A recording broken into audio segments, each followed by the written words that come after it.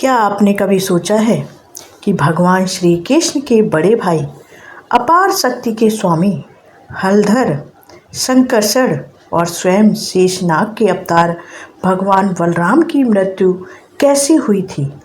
किसने मारा था उनको? क्या वे किसी युद्ध में पराजित हुए थे? क्या कोई ऐसा योद्धा था जो उनके बल के सामने टिक नहीं सका या टिक सका? या फिर उनकी पृथ्वी से प्रस्थान के पीछे कोई ऐसा रहस्य छिपा है जो सामान्य मृत्यु से कहीं अधिक दिव्य और अद्भुत था? यह कथा केवल भगवान बलराम की मृत्यु की ही नहीं है, बल्कि उस अनंत सत्ता की है जो सृष्टि के आरंभ से लेकर आज तक भगवान विष्णु की सेवा में समर्पित है। यह कथा हमें बताती है कि वास्तविक शक्ति क्या होती है, त्याग क्या होता है और वैराग्य की पराकाष्ठा कैसी होती है। इस पूरे रहस्य को समझने के लिए वीडियो को अंत तक जरूर देखिएगा, हमारे साथ बने रहिए और वीडियो को लाइक कीजिए, चैनल को सब्सक्राइब कर लीजिए और यह जानकारी अपने दोस्तों और रिश्तेदारों को शेयर कीजिए। तो चलिए, इस रहस्य को समझने के लिए हमें द्वापर युग से भी पहले जाना होगा। हमें उस स्थान तक पहुँचना होगा जहाँ समय भी मौन हो जाता है, जहाँ जन्म और मृत्यु का कोई अर्थ ही नहीं रह जाता, जहाँ केवल दिव्यता का साम्राज्य है। वह स्थान है क्षीर सागर। वहीं भगवान विष्णु योग निद्रा में विश्राम करते हैं और उनके नीचे हजारों फनों वाले आदिशेष विराजमान रहते हैं। वही आदिशेष जिनके फनों पर असंख्य लोक और ब्रह्मांड टिके हुए हैं, वही आदिशेष जो भगवान विष्णु के सबसे बड़े सेवक और आधार है। जब जब भगवान विष्णु पृथ्वी पर अवतार लेते हैं, तब तब आदिशेष भी उनके साथ किसी न किसी रूप में अवतरित होते हैं। त्रेता युग में जब भगवान विष्णु ने श्री राम के रूप में अवतार लिया, तब आदिशेष लक्ष्मण बनकर उनके साथ पृथ्वी पर आए। लक्ष्मण केवल एक भाई नहीं थे, बल्कि त्याग की जीवित प्रतिमा थे। उन्होंने अपने बड़े भाई की सेवा के लिए सब कुछ त्याग दिया। 14 वर्षों तक वनवास में रहकर उन्होंने श्री राम और माता सीता की रक्षा की। दिन रात जागकर पहरा दिया, अपने सुख आराम और यहाँ तक कि अपने वैवाहिक जीवन तक का त्याग कर दिया। जब रावण के विरुद्ध युद्ध हुआ तो लक्ष्मण ने असंख्य राक्षसों का संहार किया, लेकिन कभी भी अपने पराक्रम का अहंकार नहीं किया। उनका संपूर्ण जीवन सेवा और समर्पण का प्रतीक था। जब श्री राम की लीला समाप्त होने का समय आया, तब उन्होंने लक्ष्मण के त्याग को याद करते हुए एक दिव्य वचन दिया। उन्होंने कहा कि अगले जन्म में वे स्वयं छोटे भाई बनेंगे, यानी कि भगवान राम छोटे भाई बनेंगे और लक्ष्मण बड़े भाई का स्थान प्राप्त करेंगे। यही वचन आगे चल के द्वापर युग में भगवान बलराम के रूप में पूर्ण हुआ। द्वापर युग में जब कंस के अत्याचारों से पूरी पृथ्वी कांप रही थी और देवता भगवान विष्णु से सहायता की प्रार्थना कर रहे थे, तब भगवान श्री कृष्ण के रूप में अवतार लेने का निर्णय हुआ। लेकिन श्री कृष्ण के आने से पहले उनके आधार, उनके रक्षक और उनके बड़े भाई का आना आवश्यक था। देवकी के गर्भ में 7वीं संतान के रूप में आदिशेष ने प्रवेश किया। कंस उन्हें मार ना सके, इसलिए योग माया ने उस गर्भ को देवकी से निकालकर माता रोहिणी के गर्भ में स्थापित कर दिया। इसी कारण उनका नाम संकर्षण पड़ा। समय आने पर माता रोहिणी ने एक तेजस्वी बालक को जन्म दिया। यह बालक कोई साधारण मानव नहीं था, यही भगवान बलराम थे। उनका शरीर उज्जवल था, उनकी भुजाएं अत्यंत विशाल थीं और उनके भीतर अपार शक्ति विद्यमान थी। गोकुल में सभी उन्हें दाऊ कहकर पुकारते थे। बचपन से ही उनके पराक्रम के किस्से प्रसिद्ध होने लगे। उन्होंने धेनुकासुर जैसे भयंकर राक्षस का वध किया, प्रलंबासुर का संहार किया और अनेक असुरों को मृत्यु के द्वार तक पहुंचाया। उनका प्रिय अस्त्र था हल और मूसल। हल कृषि और सृजन का प्रतीक था, जबकि मूसल विनाश और दंड का प्रतीक था। बलराम जी केवल बल के प्रतीक नहीं थे, वे धर्म और मर्यादा के भी प्रतीक थे। उनका स्वभाव सरल था, वे छल कपट और राजनीति से दूर रहते थे। जहाँ श्री कृष्ण भगवान अपनी दिव्य नीति और बुद्धिमत्ता से धर्म की स्थापना करते थे, वहीं बलराम सत्य और स्पष्टता के मार्ग पर चलते थे। यही कारण था कि वे हर किसी के प्रिय थे, यहाँ तक कि उनके शिष्यों में भीम और दुर्योधन दोनों शामिल थे। समय बीतता गया और महाभारत का युद्ध निकट आने लगा। यही वह क्षण था जिसने भगवान बलराम को उनके जीवन के सबसे बड़े धर्म संकट के सामने खड़ा कर दिया। एक ओर उनके प्रिय शिष्य दुर्योधन थे, तो दूसरी ओर धर्म के पक्ष में खड़े पांडव और स्वयं उनके छोटे भाई श्री कृष्ण थे।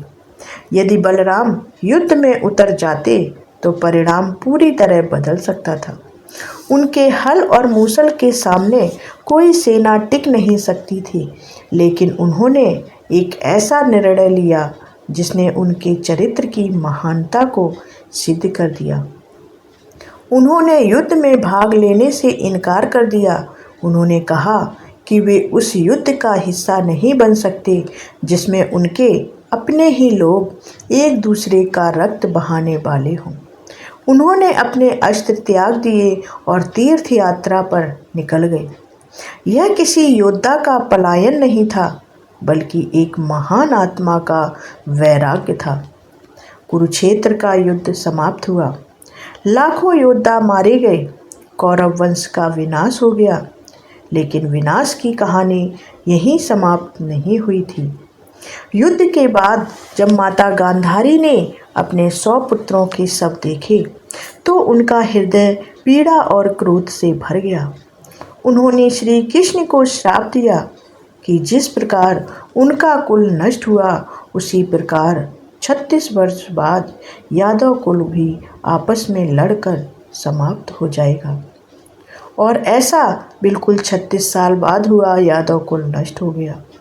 श्री कृष्ण जानते थे कि यह काल का विधान है, इसलिए उन्होंने उस श्राप को स्वीकार कर लिया।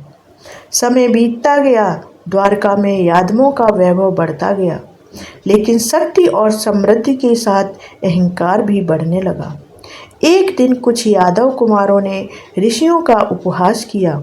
उन्होंने श्री कृष्ण के पुत्र सांब को स्त्री के वेश में सजाकर ऋषियों से पूछा कि इसके गर्भ से क्या जन्म होगा। ऋषियों ने तपोबल से सब जान लिया और क्रोधित होकर श्राप दिया कि इसके गर्भ से लोहे का एक मूसल उत्पन्न होगा, जो पूरे यादव कुल के विनाश का कारण बनेगा। श्राप सत्य हुआ, लोहे का मूसल उत्पन्न हुआ। भयभीत यादवों ने उसे पीसकर समुद्र में फेंक दिया। लेकिन नियति को कौन रोक सकता था। वही चूर्ण समुद्र तट पर उगने वाली ऐरक घास में बदल गया। 36 वर्ष पूरे हो चुके थे। गांधारी का श्राप फलित होने का समय आ गया था। प्रभास क्षेत्र में यादव एकत्र हुए, वहाँ उत्सव और मदिरापान हुआ। धीरे धीरे विवाद शुरू हुआ, पुरानी बातें सामने आने लगी। क्रोध बढ़ता गया, फिर अचानक युद्ध छिड़ गया। जब अस्त्र समाप्त हो गए तो उन्होंने समुद्र तट पर उगी ऐरक घास को उखाड़ लिया। ऋषियों के श्राप के कारण वही घास लोहे के मूसल में बदल गई। देखते ही देखते यादव एक दूसरे को मारने लगे। पिता ने पुत्र को मारा, पुत्र ने पिता को मारा, भाई भाई ने मारा, भाई को भाई ने मारा, मित्र को मित्र ने मारा। कुछ ही समय में संपूर्ण यादव वंश समाप्त हो गया। भगवान बलराम यह सब देख रहे थे। वे जानते थे कि यह कोई साधारण घटना नहीं है, यह काल की अंतिम लीला थी। उन्होंने हस्तक्षेप नहीं किया क्योंकि समय का निर्णय बदलना संभव नहीं था। अपने कुल का विनाश देखकर उनका संसार से मोह समाप्त हो गया।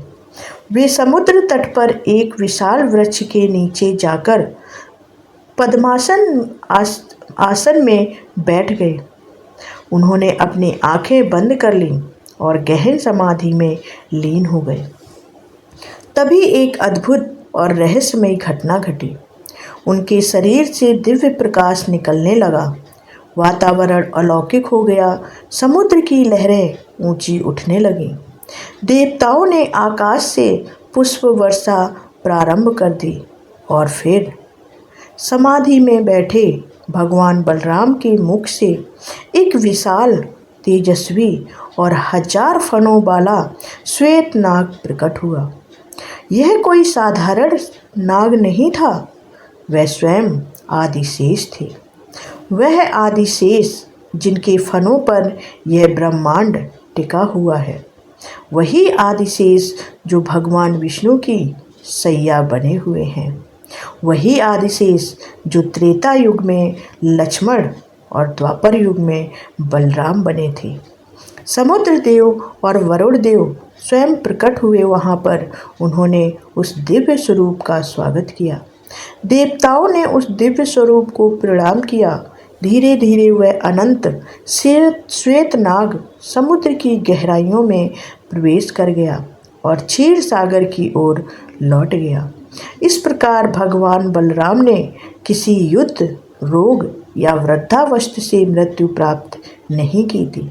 उन्होंने योग बल द्वारा अपनी इच्छा से शरीर त्याग कर अपने वास्तविक स्वरूप में वापसी की थी। यह मृत्यु नहीं थी, यह महाप्रयाण था। यह अनंत का अनंत में विलय था। बड़े भाई के प्रस्थान के बाद श्री कृष्ण भी समझ गए कि पृथ्वी पर उनकी लीला समाप्त हो चुकी है। कुछ समय बाद जरा नामक बहेलिये के वाण को निमित्त बनाकर उन्होंने भी अपना अवतार पूर्ण किया। उनके प्रस्थान के साथ ही समुद्र ने द्वारका नगरी को अपने भीतर समेट लिया। स्वर्णिम द्वारका लहरों के नीचे विलीन हो गई और द्वापर युग का अंत हो गया। लेकिन भगवान बलराम की कथा यहीं समाप्त नहीं होती, क्योंकि जो स्वयं अनंत हैं उनकी यात्रा कभी समाप्त नहीं होती। सनातन परंपरा में माना जाता है कि कलयुग में वही आदिशेष महर्षि पतंजलि के रूप में प्रकट हुए और योग का ज्ञान देकर मानवता को आत्मज्ञान का मार्ग दिखाया। बाद में उन्हें श्री रामानुजाचार्य के रूप में भी देखा गया, जिन्होंने भक्ति और समानता का संदेश फैलाया। भगवान बलराम का संपूर्ण जीवन हमें यह सिखाता है कि वास्तविक शक्ति केवल युद्ध जीतने में नहीं होती।